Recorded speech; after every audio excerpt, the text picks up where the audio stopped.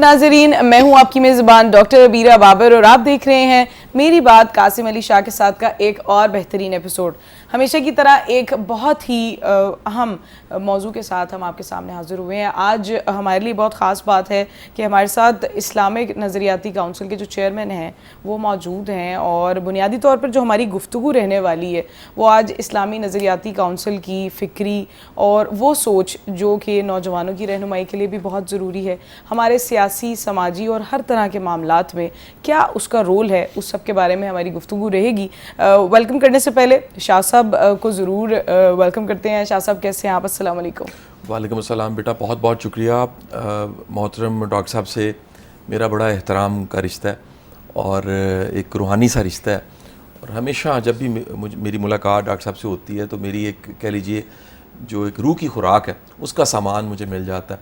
और आज तो बड़े एजाज़ की बात है कि हमारे प्रोग्राम में एक सीनियर शख्सियत मौजूद हैं जिनके साथ हमने इन मौज़ूआत पे बात करनी है। जी बिल्कुल, वेलकम करते हैं। हमारे साथ अल्लामा डॉक्टर राग़िब नईमी साहब मौजूद हैं, चेयरमैन इस्लामी नज़रियाती काउंसिल। अस्सलाम वालेकुम, बहुत बहुत शुक्रिया हमारे शो में आने का। वालेकुम अस्सलाम व रहमतुल्लाहि व बरकातहू।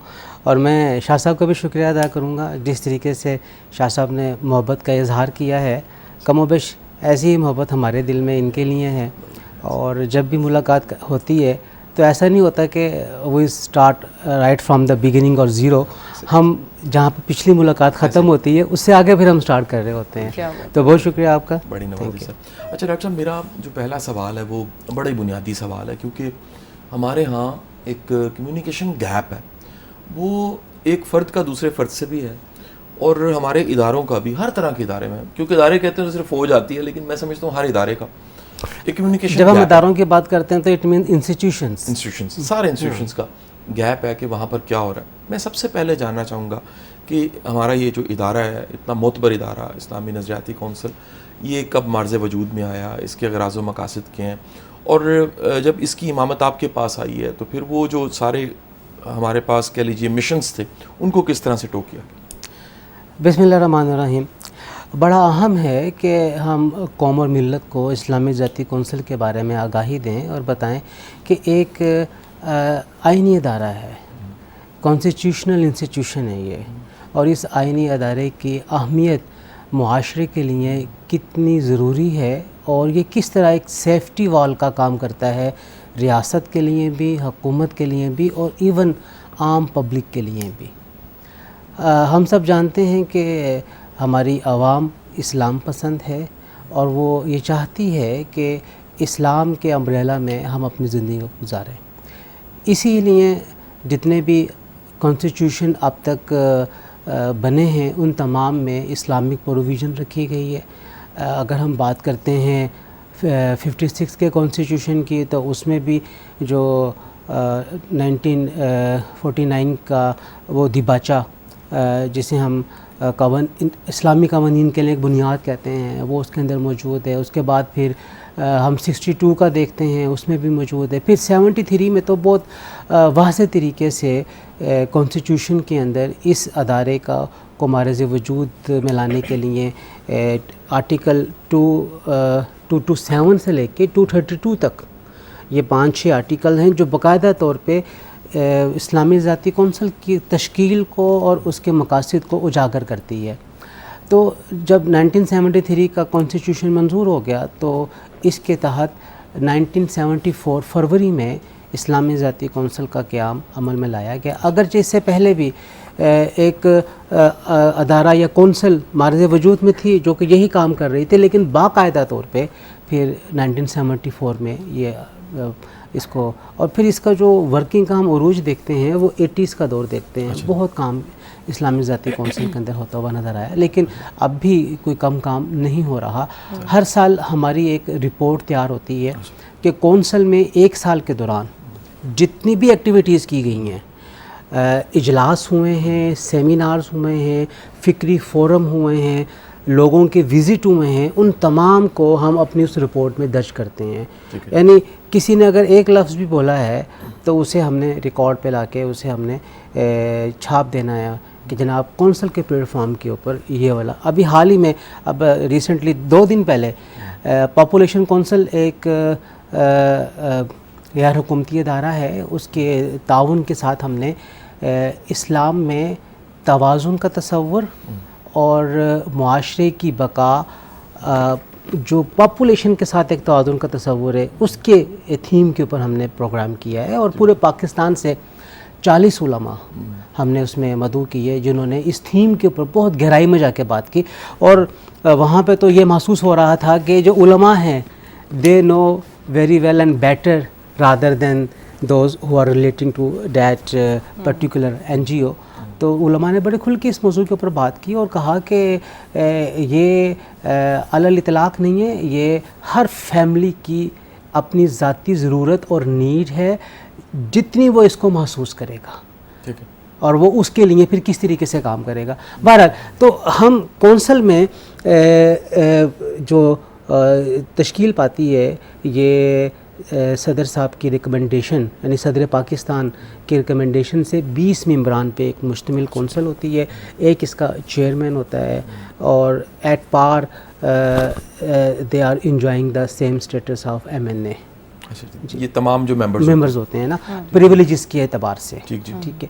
اس کے علاوہ بنیادی طور پہ پھر آئین کے اندر اگلے آرٹیکلز کے اندر اس بات کو درج کیا گیا کہ یہ کام کیسے کرے گی.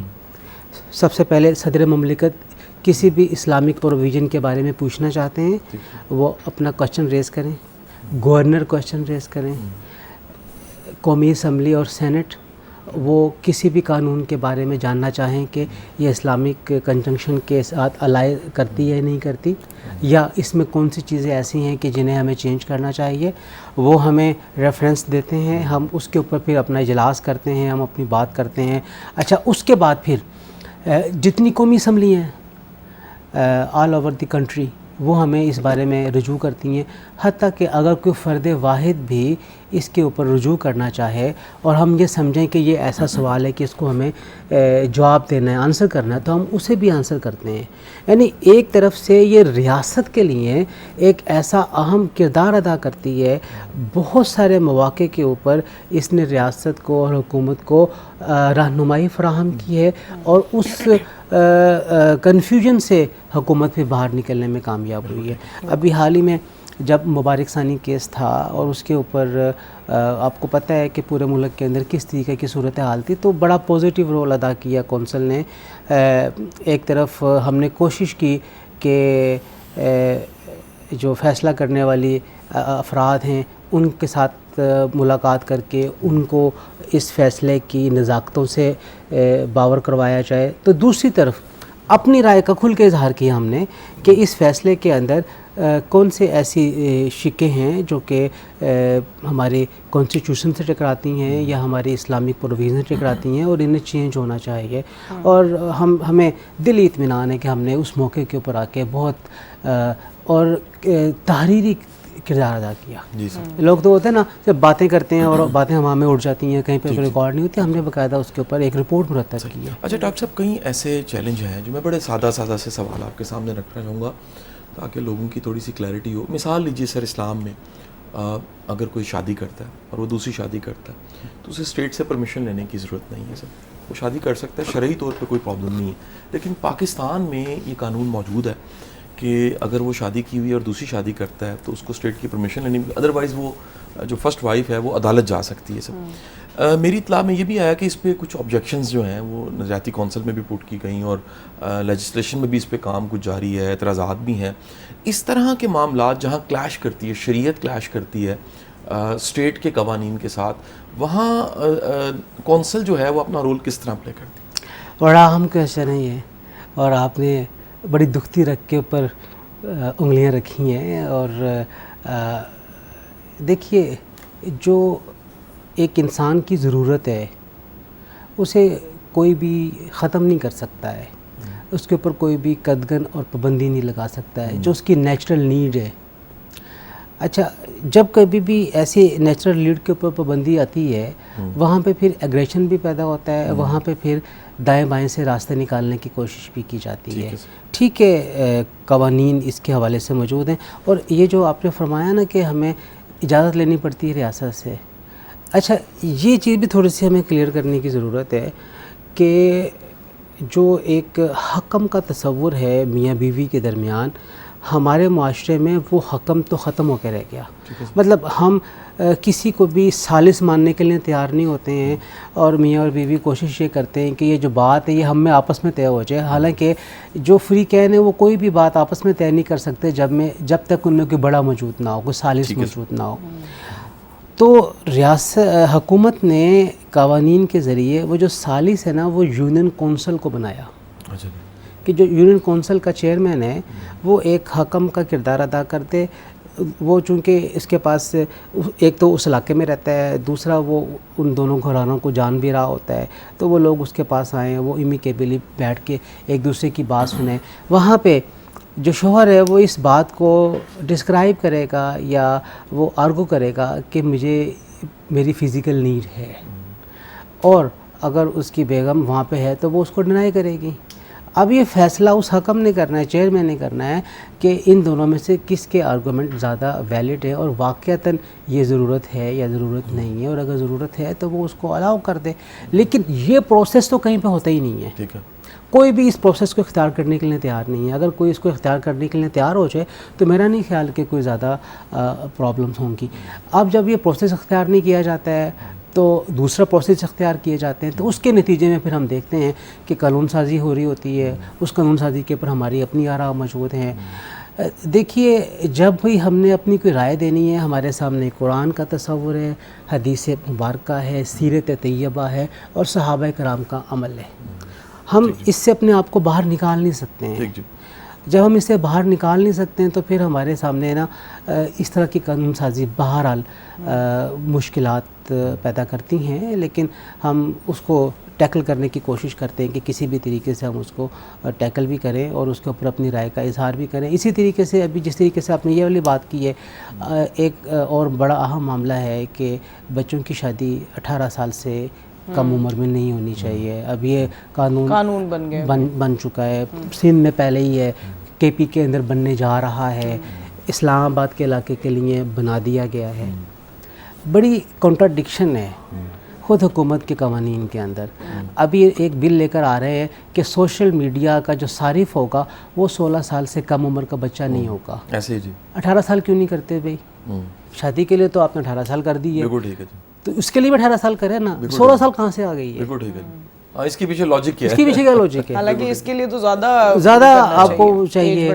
تو یہ دیکھیے، یہ کانٹراڈکشن ہے. اچھا، یہ جو 18 سال ہے یہ دنیا میں انسان نے بنائی عمر. بچہ کون سا ہوگا جو 18 سال سے کم عمر کا ہوگا؟ وہ بچہ ہوگا، اور اسے جرم کرنے پہ جوینائل جیل کے اندر رکھا جائے گا. یعنی آپ تصور کریں، اور 18 سال سے کم عمر کا بچہ چاہے 2 دن کا ہو، وہ اگر قتل بھی کر لے گا نا تو وہ جوینائل جیل میں جائے گا، وہ بڑوں کی جیل میں نہیں جائے گا. یہ کیسی بات ہے؟ سوچے ذرا اس کو نا. اچھا، اب وہ جو صارف ہے سوشل میڈیا کا، وہ 16 سال سے بڑا ہے تو وہ بالکل صحیح ہے. چاہے وہ جو مرضی کرے اس کے اوپر، بھائی اس کو بھی 18 سال کرے نا. جب آپ نے ایک جائز کام کے لیے عمر 18 سال کی ہے، تو ایک اور جو بھی اسی طرح کا کام ہے، اسی میں اسی طرح کی چیزیں اس نے آگے چل کے ڈیولپ کرنی، دیکھنی ہے، ہونی ہے، تو وہ بھی. تو یہ چیزیں جو ہے نا، پھر اس سے نا عوام کا اعتماد حکومتوں پہ پھر کم ہوتا ہے. ان چیزوں کو ہمیں بہت کیٹر کرنے کی ضرورت ہے. اور دیکھیے، لیبیا نے ایک راستہ دیا ہے، انہوں نے پابندی لگائی ہے، لیکن انہوں نے کہا کہ اگر کوئی اس پابندی کے علاوہ جانا چاہتا ہے تو آپ کے پاس راستہ ہے، عدالت کا راستہ ہے، یا کوئی ایک حکومتی طریقہ کار وضع کر دیا گیا ہے کہ آپ اس طریقے کو اختیار کر کے پرمیشن لے کے آپ اس کام کو پہلے کر سکتے ہو. بالکل ٹھیک. اچھا، میرا یہ پوائنٹ آف ویو ہے، یا کونسل کا یہ پوائنٹ آف ویو ہے کہ آپ جب تعلیم اور شعور اور آگہی اپنے معاشرے میں بڑوں کو بھی دیتے ہیں، بچوں کو بھی دیتے ہیں، تو آٹومیٹکلی شادی کی عمر بڑھ جاتی ہے. اب آپ جانتے ہیں ہماری فیملی پشتوں سے دینی فیملی ہے. میرے دادا جان نے اپنے کسی بھی بچے کی شادی 18 سال سے کم عمر میں نہیں کی ہے. میرے والد صاحب نے اپنی کسی بھی بچے کی شادی 18 سال سے کم عمر میں نہیں، بلکہ پوری فیملی میں، ہماری پھوپھیوں میں، چچاؤں میں اور باقی جگہوں پہ بھی. میرے والد نے اپنے 5 بچوں کی شادی 18 سال سے کم عمر سے نہیں کی ہے. میرے 3 بچے ہیں, 2 کی شادی میں نے کر دی ہے, ان دونوں کی شادی 23, 24, 25 سال کی عمر میں. تو یہ تعلیم آ گئی ہے, جو کہ شعور ہے, یہ ہمیں دینے کی ضرورت ہے, اور آٹومیٹکلی اٹ میٹرس. آپ بچی کو پڑھائیں, اور ریاست ہمارا آئین کہتا ہے کہ 16 سال تک حکومت ذمہ دار ہے بچوں کی پڑھائی کی. تو کوئی بچہ بھی اگر 16 سال سے کم عمر میں ان پڑھ رہتا ہے تو حکومت اس کی ذمہ دار ہے. اور 16 سال کی عمر میں بچہ میٹرک کر لیتا ہے. اب آپ تصور کریں جو بچہ میٹرک کر جائے گا, یا بچی بھی میٹرک کر جائے گی, تو کتنا مشکل ہوگا کہ وہ اگلے 6 مہینے کے اندر اس کے ہاتھ پیلے کر دیے جائیں. وہ تو چاہے گی کہ میں تھوڑا سا اور پڑھ لوں آگے. بالکل ٹھیک ہے. تو یہ جب آپ اس چیز کو انشور کر لیں گے تو آٹومیٹکلی یا ریزلٹنٹلی آپ سیکنڈ فیز تک پہنچ جائیں گے. بالکل ایسے ہی. آپ کو اس کے لیے مخالفت مول لینے کی ضرورت ہی نہیں ہے. یہ جو گفتگو ہے ہم اس کو یہیں سے دوبارہ علامہ صاحب جاری و ساری رکھیں گے. ابھی ایک چھوٹی سی بریک کا ٹائم ہوا ہے, بریک کے بعد ملتے ہیں آپ سے. دیکھتے رہیے میری بات قاسم علی شاہ کے ساتھ. میری بات قاسم علی شاہ کے ساتھ, اور آج ہمارے ساتھ جو گیسٹ موجود ہیں وہ چیئرمین ہیں اسلامی نظریاتی کونسل کے.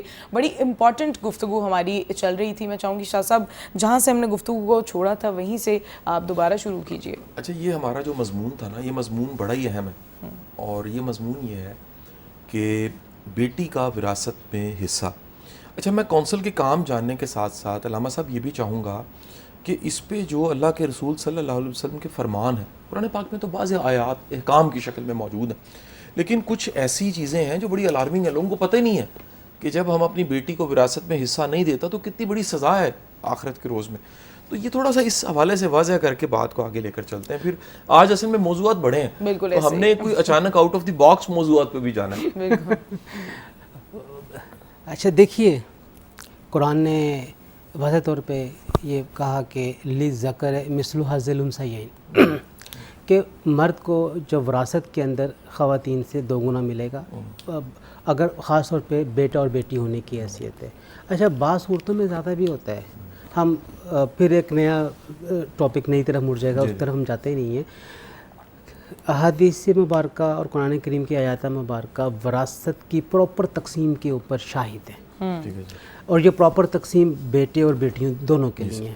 حتیٰ کہ اگر باپ اپنی زندگی میں اپنے مال کو تقسیم کرنا چاہے تو مستحب یہ قرار دیا گیا کہ وہ برابری کی بنیاد پہ تقسیم کرے گا. اچھا, زندگی میں کرے گا, زندگی میں کرے گا, برابری کی بنیاد پہ کرے گا.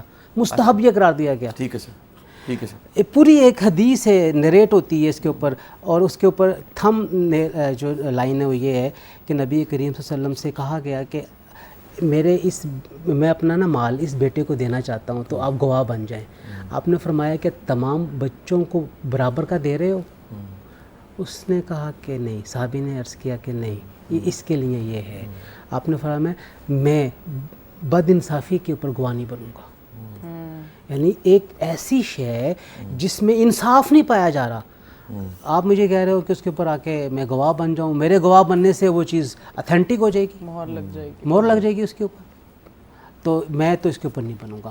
تو بیٹیوں کو بھی اگر آپ نے زندگی میں تقسیم کرنا ہے تو ایکولی کریں, آپ برابری کی بنیاد پہ کریں.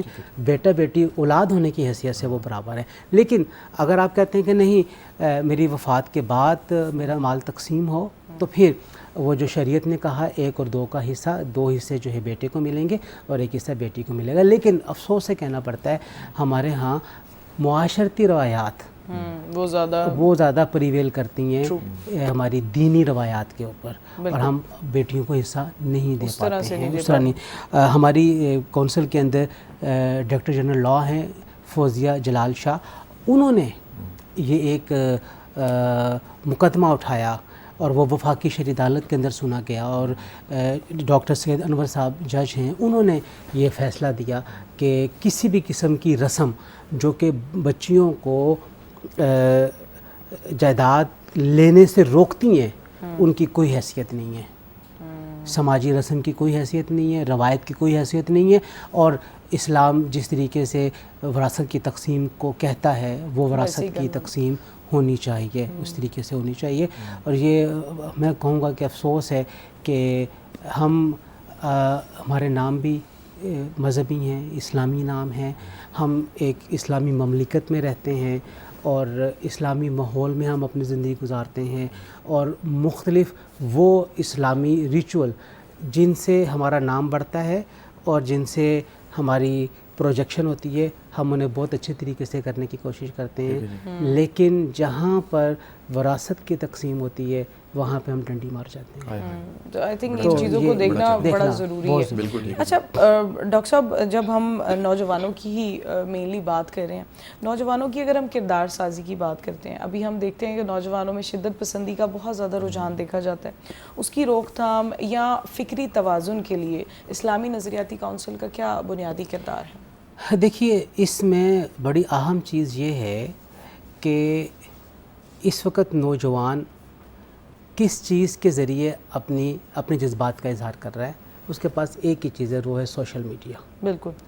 تو سوشل میڈیا کے استعمال کو ریگولرائز کرنے اور سوشل میڈیا کے استعمال کے حوالے سے رہنمائی، پازیٹیو رہنمائی کونسل آف اسلامک آئیڈیالوجی نے دی۔ پچھلے سال میں ہم نے اس کے اوپر ایک باقاعدہ پروگرام بھی کیا اور اس کے اندر ہم نے سوشل میڈیا کے صارفین کو رہنمائی کی کہ کس طریقے سے سوشل میڈیا کو استعمال میں لایا جائے گا۔ اچھا، یہ جو سوال ہے بڑا اہم ہے کہ نوجوانوں کی فکری تربیت اعتدال کے بنیاد کے اوپر کی جائے۔ اچھا، جو اعتدال کا راستہ ہوتا ہے نا، یہ رائٹیس وے ہوتا ہے، یہ لیفٹ نہیں ہوتا، یہ لیفٹ رائٹیس وے ہوتا ہے۔ کیا خوبصورت آپ نے بات کی، بالکل ٹھیک ہے، یعنی اس میں کوئی اگر مگر نہیں ہے۔ بالکل۔ The rightest way is called the moderate way. اب یہ جو اعتدال کا راستہ ہے، اس اعتدال کے راستے کے اوپر کرنے کے بہت سارے کام ہیں۔ یہ شروع ہوتا ہے والدین سے۔ والدین اپنے بچوں کی تربیت اعتدال کے راستے کے اوپر کریں، افراط اور تفریط سے بچا کے کریں۔ اچھا، اس اعتدال کے راستے پہ چلنے کے لیے اخلاقی جو ضوابط ہیں، جو ہمیں مذہب دیتا ہے، جو ہمیں سماج دیتا ہے۔ اچھا، ایک اخلاقی ضابطہ مذہب کی طرف سے آتا ہے تو سماج بھی اس کو انڈوز کرتا ہے، جیسے اسلام کہتا ہے سچ بولو، کونوا مع صادقین، سچوں کے ساتھ ہو جاؤ۔ ٹھیک ہے۔ اچھا، دنیا میں کون سا سماج ایسا ہے جو کہتا ہے کہ سچ برا ہے؟ دنیا میں میرے خیال میں جہاں تک میں نے پڑھا ہے، کوئی سماج بھی سچ کو برا نہیں کہتا ہے۔ بالکل ٹھیک۔ اس کا مطلب یہ ہوا کہ یہ ایک معاشرتی روایت بھی ہے جی سر، اور یہ مذہبی حکم بھی ہے یا مذہبی ضابطہ بھی ہے۔ تو ایسی چیزیں جو مذہبی ضابطے بھی بنتے ہیں اور معاشرتی روایات بھی بنتی ہیں، انہیں کلب کر دیں ایک دوسرے کے ساتھ اور بچوں کو بتائیں کہ دیکھو یہ ضابطہ جو ہے نا ہمارے معاشرے کے اندر ایسا ہے اور مذہب بھی ہمارا یہ کہہ رہا ہوتا ہے، تو ہمیں اس کو اپنانے کی ضرورت ہے۔ تو وہ بچہ خود بخود انکلائن ہوگا اس کو لینے کی طرف۔ تو ذمہ داری سب سے پہلے والدین پہ، والدین کے بعد ٹیچر پہ جس کے پاس بچہ جا رہا ہے۔ اب مسئلہ تو یہ ہے کہ ہمارا ٹیچر تو 40 منٹ کے اندر کیا دے گا؟ 40 منٹ کا پیریڈ ہے نا اب تو ہر جگہ کے اوپر، وہ حاضری لگائے گا 100 بچوں کی اپنے پیریڈ کے اندر، وہ کیا بات کرے گا اور کس طریقے سے اپنے بچوں کو کرے گا۔ اور جو ہماری اکیڈمیز ہیں جہاں پہ بچہ جا کے ٹیوشن لیتا ہے تو وہاں پہ بھی تو یہی معاملات ہیں سارے کے سارے۔ اور اصل چیز ایک با کردار بچے کی تربیت اور نشو و نما نہیں رہی ہے اور تعلیم دینا نہیں رہا ہے۔ ہم نے نا روبوٹ بنا دیے ہیں جنہوں نے 1200 میں سے 1200 نمبر لینے ہیں۔ 1200 میں سے 1200 نمبر تو روبوٹ ہی لے سکتا ہے نا، کمپیوٹر لے سکتا ہے۔ بالکل ٹھیک بات ہے۔ آپ ایک ذہن کو جس میں اپروچ ہر بچے کی الگ الگ ہے، آپ اسے کیسے مجبور کریں گے کہ وہ 1200 میں سے 1200 نمبر لے کر آئے؟ اور پھر اگر آپ نے اسے ایک مشین بنا دیا ہے تو پھر آپ مشین سے آپ کیسے توقع کریں گے کہ وہ اخلاقی ضابطے بھی اظہار کرے، اخلاقی رویوں کا اظہار کرے؟ تو روبوٹ سے تو ہم اس کا اظہار نہیں لے سکتے ہیں نا۔ ٹھیک بات، بالکل ٹھیک بات۔ تو وہ تو جو انسانی وجود کے اندر گوشت پوست کا ایک ہمارے سامنے مجموعہ بیٹھا ہوا ہے، ہم اس سے اخلاقی ضابطے اسی وقت لے سکتے ہیں جب ہم اس کو اس نمبر کی دوڑ سے باہر نکال کے لے کر آئیں۔ بچوں کو نمبر تو لینے آتے ہیں، لے لیتے ہیں 1200 میں سے 1195 نمبر بھی بچے لے لیں گے۔ انہیں تو کھانا کھانے کا طریقہ نہیں پتہ چلتا، انہیں تو یہ نہیں پتا کہ میرے سامنے جو بندہ بیٹھا ہوا ہے میں نے اس سے بات کیسے کرنی ہے، اپنے بڑوں سے میں نے کس طرح مخاطب ہونا ہے۔ تو یہ ذمہ داری جو ہے نا پھر ٹیچرز کے اوپر ہے، اس کے بعد پھر معاشرے کے اوپر ہے، اور معاشرہ جو ہے ہم انسانوں سے مل کے بنتا ہے. تو ہم یہ سمجھتے ہیں کہ جو فکری تربیت ہے نا اس میں ہم میں سے ہر ایک کا کردار ہونا چاہیے، اور ہر ایک جو ہے اپنے اپنے کردار کو ادا کرے گا، اور یہی کردار ہوگا تو بچہ شدت پسندی شروع ہوتی ہے نفرت پسندی سے. ہم بچے کے دل میں نفرت ڈالتے ہیں تو اس میں شدت آتی ہے، اور جب اس شدت کو کہیں پر مذہب کا، کہیں پر جو معاشرتی اقدار، معاشرتی معاملات ہیں ان کا، اور جو علاقائی نفرتیں، تعصب ہیں، وہ جب اس کو آگ لگاتی ہیں اس کے بعد پھر وہ بھڑکتا ہے، اور پھر وہ کچھ کر جاتا ہے جو ہم اپنے معاشرے میں ہونا دیکھنا نہیں چاہتے ہیں. پھر وہاں پہ قتل بھی ہوتے ہیں، ماورائے قتل بھی ہوتے ہیں. وہاں پہ یہ جو ابھی بلوچستان میں ہوا ہے یہ ماورائے قتل ہے نا، ماورائے عدالت قتل ہے یہ. بالکل ٹھیک ہے. اور یہ کیوں ہے؟ یہ اس لیے کہ ہم چیزیں انہیں اس طریقے سے نہیں لے رہے، بیلنس نہیں کر پاتے ہیں. بالکل اسی طرح سے ہماری گفتگو اسی طرح سے جاری رہے گی. ابھی ایک چھوٹی سی بریک کا ٹائم ہوا ہے، ملتے ہیں آپ سے اس بریک کے بعد. دیکھتے رہیے میری بات قاسم علی شاہ کے ساتھ. Welcome back from the break. میری بات قاسم علی شاہ کے ساتھ پر ایک بار پھر آپ کو خوش آمدید کہتے ہیں. آخری سیگمنٹ میں ہمارے پاس سوالات تو بہت سارے ہیں، لیکن علامہ صاحب سے جو بڑے امپورٹنٹ کی پوائنٹرز ہیں ہم کوشش کریں گے اس کو ضرور مکمل کریں. تو ڈاکٹر صاحب جب ہم بات کرتے ہیں بین المسالک ہم آہنگی کی اور اس کے علاوہ فرقہ وارانہ ہم آہنگی کی، ان جگہوں پر کونسل کی فکری بصیرت کیا ہے؟ کونسل نے اس حوالے سے دو بڑے اہم کام کیے ہیں. ایک ہے میسیج آف پاکستان، جسے کہتے ہیں پیغام پاکستان. پیغام پاکستان کو کونسل نے نہ صرف انڈورس کیا بلکہ پچھلے 7 سال سے ہر سال محرم سے پہلے ہم پیغام پاکستان کے عنوان سے ایک باقاعدہ پروگرام کرتے ہیں کونسل کے اندر، اور تمام مسالک کے جید علماء کو بٹھایا جاتا ہے آمنے سامنے کہ بھئی آپ کو اختلافات ہیں تو بیان کریں، چیزیں بیان کریں، کھولیں دل اپنے اپنے. جو ایک دوسرے کے اوپر اعتراضات میڈیا کے اوپر بیٹھ کے کرنے ہیں، سامنے بیٹھ کے کریں نا، جواب لیں. بالکل ٹھیک ہے. اور اس سے دل کی بھڑاس نکلتی ہے. اچھا، اس کا فائدہ یہ ہوتا ہے کہ پھر وہ جو محرم کی چیزیں ہیں یا محرم کے معاملات ہیں وہ بڑے آسانی سے بہت اچھے طریقے سے حل ہوتے ہوئے ہمیں پھر نظر بھی آتے ہیں. مسائل اور پرابلم پہلے سے آئیڈینٹیفائی ہو جاتی ہیں اور ہم پھر انہیں ٹیکل کرنے میں ہمیں کامیابی بھی مل جاتی ہے. اچھا، اس کے ساتھ ساتھ ملی ارتباط کے نام سے ہم نے ایک پروگرام کا سلسلہ شروع کیا ہے، اور اس میں پھر ہم نے مختلف ویژن رکھنے والے احباب، علماء، مفکرین کو، جو کہ اسلام آباد کے لیول کا، ہم انہیں اکٹھے کرتے ہیں وہاں پہ، اور ملی ارتباط کے نام سے، اور اس کے اوپر ہم نے اپنی رپورٹس، باقاعدہ چھوٹی رپورٹس ہیں ہماری، وہ بھی ہم نے شائع کی ہیں.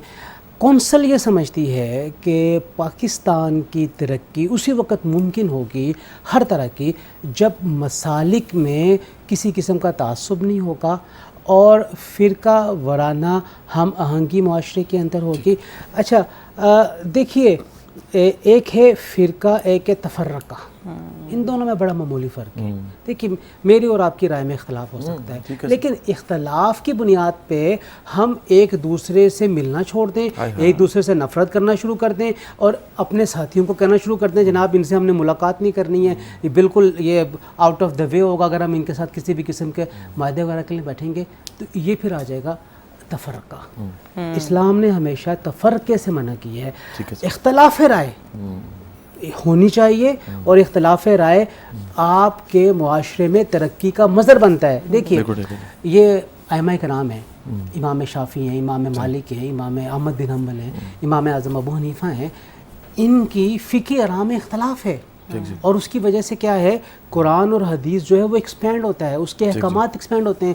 تو اختلاف رائے تو ہمیشہ چیزوں کو ایکسپینڈ کرنے کے لیے آتا ہے، لیکن تفرقہ وہ مہر لگا دیتا ہے عقل کے بڑھاوے کے اوپر، سوچ کے بڑھاوے کے اوپر جو ہے نا، وہ تفرقہ مہر لگا دیتا ہے. ہم نے اپنے معاشرے کو تفرقے سے بچانا ہے، اور ہم نے اپنے معاشرے کو بین المسالک ہم آہنگی کی طرف لے کر آنا ہے. اس کا قطعاً ہم یہ مطلب نہیں لیتے کہ سارے اپنے اپنے مسلک چھوڑ کے کسی ایک مسلک میں مدغم ہو جائیں، قطعاً ایسا نہیں ہے. ہر ایک اپنی اپنی جگہ پہ رہتے ہوئے اسلام کے لیے کام کرے، مذہب کے لیے کام کرے، دین کے لیے کرے، اور ملک کی ترقی کے لیے کام کرے. دوسرے کو اپنے راستے کی نہ رکاوٹ سمجھے اور نہ اپنے آپ کو رکاوٹ بننے دے. بالکل احترام کرنا جاننا جو ہے وہ ہر ایک کے رائے کا, نظریے کا بہت ضروری بھی ہے. اچھا ڈاکٹر صاحب, اگر ہم اسلام کی بات کرتے ہیں تو ایک امن پسند دین ہے, اور اگر اسی حوالے سے ہم دیکھتے ہیں اسلامی نظریاتی کونسل کا جو رول ہے, اور اس میں سوشل میڈیا, نوجوانوں کا کردار کیا کچھ, کیونکہ آج کل ہر چیز جو ہے سوشل میڈیا, ڈیجیٹل میڈیا کے تھرو لوگوں تک پہنچ رہی ہے, تو اس میں اسلامی نظریاتی کونسل کیا رول پلے کر رہی ہے وایا ینگسٹرز, وایا دیز ڈیجیٹل میڈیا؟ جو فقہا ہیں نا ماضی کے, جب ہم ان کو پڑھتے ہیں نا تو ان کے ہاں ایک بڑی اہم چیز یہ ہوتی ہے کہ وہ نا مستقبل کو پیش بین کرتے ہیں کہ مستقبل میں کیا کیا مسائل آنے والے ہیں. اب آپ دیکھیے ہمارے ہاں ابھی تک اس کے اوپر کہیں پر بھی بحث موجود نہیں ہے کہ جو ڈیجیٹل کرنسی ہے جسے ہم کرپٹو کرنسی کہتے ہیں, اس کے اوپر اسلام کیا رائے رکھتا ہے, یا یہ جائز ہے یا ناجائز ہے. کونسل آف اسلامک آئیڈیالوجی نے 3 مہینے قبل ایک فکری سیشن رکھا اسکالرس کا, جو کہ کرپٹو کرنسی کے ماہرین تھے, انہیں کونسل کے پلیٹ فارم پہ اکٹھے کیا اور کہا کہ بتائیں بھی یہ کیا ہوتی ہے, ہم لوگوں کو کیا رہنمائی دیں. یعنی ہم اسی طریقے سے چیزوں کو فورسنگ کرنے کی کوشش کرتے ہیں کہ آئندہ آنے والے وقت کے اندر ہمیں کن مسائل کا سامنا ہے اور ان مسائل کا ہم حل پہلے ہی سے تلاش کر کے رکھیں. اسی طریقے سے جو فکری ارتباط ہے اس کے لیے اور معاشرے میں جو سوشل میڈیا کے استعمال کے لوازمات ہیں اس کے اوپر, اور اسی طریقے سے کہ آپس میں ہمارے تعلقات کن بنیادوں کے اوپر ہوں گے, معاشرتی اعتبار سے کن, ان تمام چیزوں پہ کونسل بیفور ٹائم کام کرتی ہے اور اس کے اوپر رپورٹس مرتب کرتی ہے. ہماری رپورٹس آن لائن بھی موجود ہیں, سرچ انجن موجود ہے جہاں پہ آپ کسی چیز کو تلاش کرنا چاہیں تلاش کر سکتے ہیں, اور کوئی ہم سے ویسے ہی اگر رہنمائی بھی لینا چاہے کونسل کے پلیٹ فارم کے دروازے ہر ایک کے لیے کھلے ہوئے ہیں. بالکل ایسے ہی ہے. اچھا جب ہم دیکھتے ہیں کچھ چند سالوں کی یا لاسٹ ڈیکیڈ کی اگر بات کرتے ہیں ڈاکٹر صاحب, تو ہم نے دیکھا ہے کہ جو کچھ تحریکیں تھیں بڑی جنگجو رہی ہیں, ان پر پرتشدد عناصر کی جو کہہ لیں کہ پروپیگنڈاز اور یہ سب چیزوں کی وجہ سے جو نوجوان ہیں اس کے ذہنوں پر ایک کہہ لیں کہ مہر لگ گئی ہے, شدت پسندی کی, ایک ایسے بیہیویئر کی, ایک بدتمیزی کے جو عنصر ہے جو ہم نے اپنے ینگسٹرز میں دیکھا جو کہ شاید پہلے نہیں دیکھا جا رہا تھا. اس رویے میں تبدیلی لانے کے لیے اسلامی نظریاتی کونسل اور باقی کے جتنے بھی عناصر ہیں جو جس سے ایک معاشرہ بہتر بن سکتا ہے, ان کا کیا کردار ہو سکتا ہے؟ دیکھیے عربی زبان میں کہا جاتا ہے الناس علی دین ملوکہم, لوگ جو ہے نا اپنے بادشاہوں کے راستے کے اوپر ہوتے ہیں. دین سے مراد مذہب میں نہیں لے رہا ہے, راستہ لے رہا ہوں یہاں پہ مراد انداز فکر اور ان کا انداز گفتگو اور ان کا چلنا ڈھال, چلنا پھرنا. بادشاہ یا ریاست کا سربراہ جیسا ہوگا, جیسا کرے گا, جیسا دکھتا ہوگا, جیسا بولتا ہوگا, لوگوں نے اسے کاپی کرنا ہے. اسے محبت کرنے والے موجود ہوتے ہیں, انہوں نے اسے کاپی کرنا ہے. وہ اچھا بولے گا, اس کے کاپی کرنے والے بھی اچھا بولیں گے. وہ جس انداز سے بات کرے گا وہ اسی انداز سے بات کریں گے.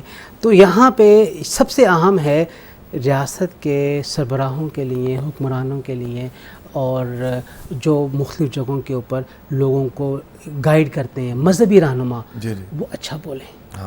اپنی زبان سے وہ جب بولیں تو لگے پھول جھڑ رہے ہوں. یہ پھول جھڑیں گے تو نیچے والا طبقہ بھی اپنے منہ سے پھول جھڑے گا اور وہ بدلے گا اپنے آپ کو. یہ لوگ سخت ہوں گے, درست ہوں گے, تو ان کے پیروکاروں میں بھی درستگی آئے گی. تو یہ بات تو ہمیں بہت کیٹیگوریکلی اس کو دیکھنے کی ضرورت ہے. اور اس کے ساتھ ساتھ پھر ہمیں یہ بھی سمجھنے کی ضرورت ہے کہ شدت پسندی نے ہمیشہ تفرقہ بازی پیدا کی ہے, لوگوں کے ایک دوسرے کے خلاف ابھارا ہے, اور معاشی ترقی کے راستے میں سب سے بڑی رکاوٹ شدت پسندی رہی ہے. کونسل نے, میں نے پہلے بھی عرض کیا کہ پیغام پاکستان کے ذریعے اس کو کاؤنٹر کیا ہے. لوگوں کو اکٹھا بٹھا کے مختلف مسالک کے شدت پسند علماء کو آمنے سامنے بٹھا کے لوگوں کو ایک پیغام دینے کی کوشش کی ہے کہ جب اس پلیٹ فارم کے اوپر یہ اکٹھے بیٹھ سکتے ہیں تو وائی ناٹ ان پبلک. اچھا ایک مزے کی بات بتاؤں, پبلکلی اگر کوئی شدت پسند نظر بھی آتا ہے نا تو اس کی اپنی فیملی میں اور مسالک کے لوگ ہیں اور وہ ان سے بڑا اچھا گھل مل کے ملتا ہے. وہ ان کی شادیوں میں بھی جاتا ہے, وہ ان کی فوتگیوں پہ بھی جاتا ہے, وہ ہر جگہ پہ جاتا ہے, لیکن وہ اپنے فالوورز میں اس چیز کو اظہار نہیں کرتا. اور ہمیں یہ چاہیے کہ یہ عناصر جب اکٹھے بیٹھتے ہیں نا مختلف, تو ان کی نا چپ کر کے نا پکچرائزیشن کر لی جائے, اور اس کے بعد اسے پھر وائرل کیا جائے, بالکل ٹھیک, لوگوں کو بتایا جائے کہ یہ دیکھو یہ آپس میں جب باتیں کرتے ہیں تو ایک دوسرے کو کھانے کی پلیٹیں بھی پیش کر رہے ہوتے ہیں, اور پہلے آئیے آپ, پہلے آگے آپ, پہلے آگے, سب کچھ ہو رہا ہوتا ہے.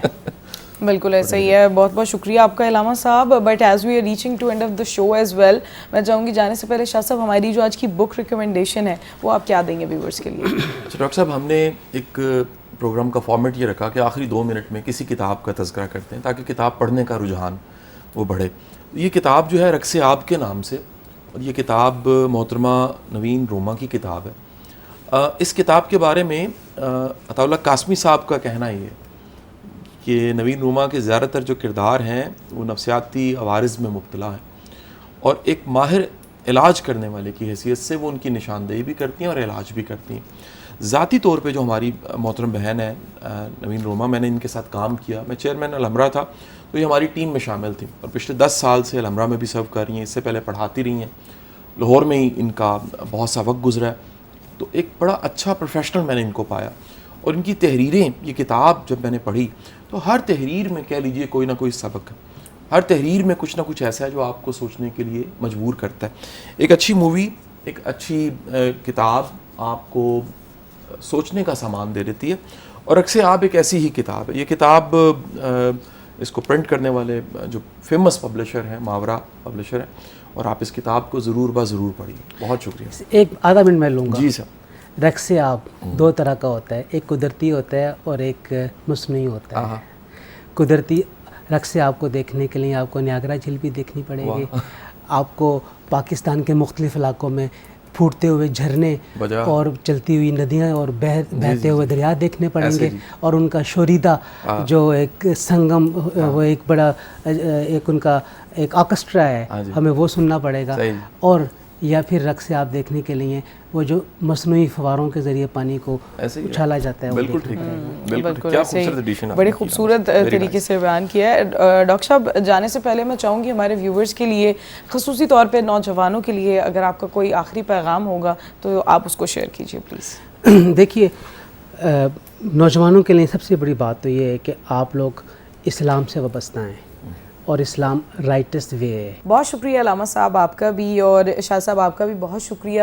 آج کے شو میں آپ نے دیکھا کہ ہمارے ساتھ چیئرمین اسلامی نظریاتی کونسل موجود تھے علامہ ڈاکٹر راغب نعیمی صاحب. ان کی شرکت کا تو بہت بہت شکریہ, لیکن جو تعلیمات اسلامی نظریاتی کونسل پاکستانی معاشرے میں پاکستانی نوجوان کے لیے ایفرٹس کے تھرو ہم تک پہنچانا چاہ رہی ہے, I really wish and hope کہ یہ ہم تک ضرور پہنچے, اور ہمارا معاشرہ اور ہمارا ملک دونوں ہی بہترین اور ترقی کی جانب بڑھتے رہے.